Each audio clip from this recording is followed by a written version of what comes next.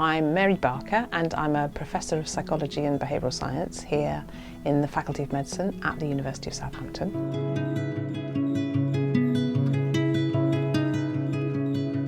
So my research focuses on how best we can support young people and young mums and young dads in being as well nourished as they possibly can be, so that they can grow the healthiest, strongest, longest lived next generation of young people. And my work in this is as part of a big multidisciplinary team who focus on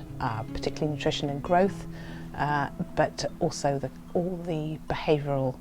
inputs that go into that and the behavioural consequences of that work. My policy engagement experience has not been extensive, but it has been very interesting, and most of that has been in connection with the UK Preconception Partnership, which we've developed here at Southampton jointly with University College London. So a few years ago we held a fantastic closed meeting in the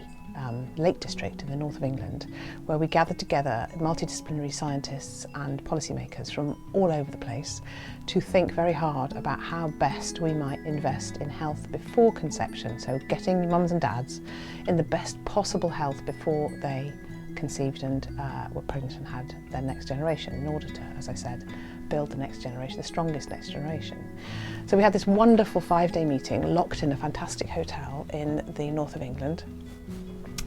sponsored by the Rank Foundation, which was fantastic.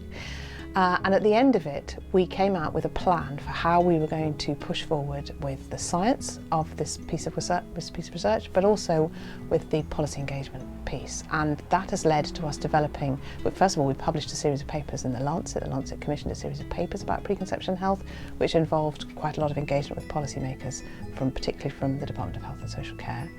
But then we have launched this advocacy coalition, as we're calling it, which is the UK Preconception Partnership, which involves not just academics, but also practitioners, many practitioners from across the whole health spectrum and social care spectrum,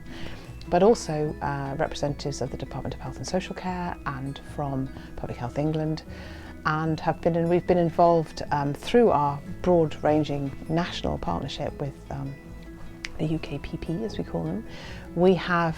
fed into Public Health England guidance on preconception healthcare, and are now thinking more broadly about how we deliver improvements in preconception health which aren't just linked to healthcare institutions, how we reach out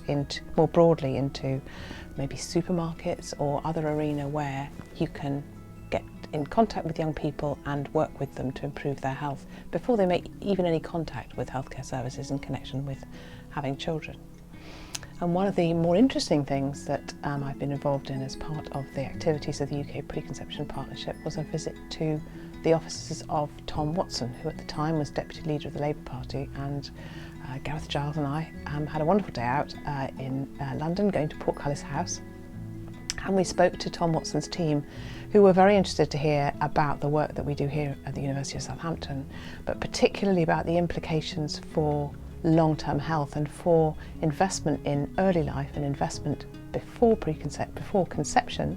and how we can prevent long-term chronic disease. And Tom Watson, as many people may know, lost approximately half his own body weight and reversed his own type 2 diabetes in doing that, and has a personal campaign about the reductions in rates of type 2 diabetes, and was very interested in our message because of that. My advice to other academics who might be considering engagement with policymakers is to do it, because frankly there is no other purpose for the work that we do. Unless we share that work, then I think we are not contributing anything for the amount of public money that we're spending on our research. Most of our research is publicly funded, and we have a duty, as well as a privilege really, to share what we find in our research with those people who then can go and use those pieces of information to shape better, more effective policy, and in our case, shape the health of future generations.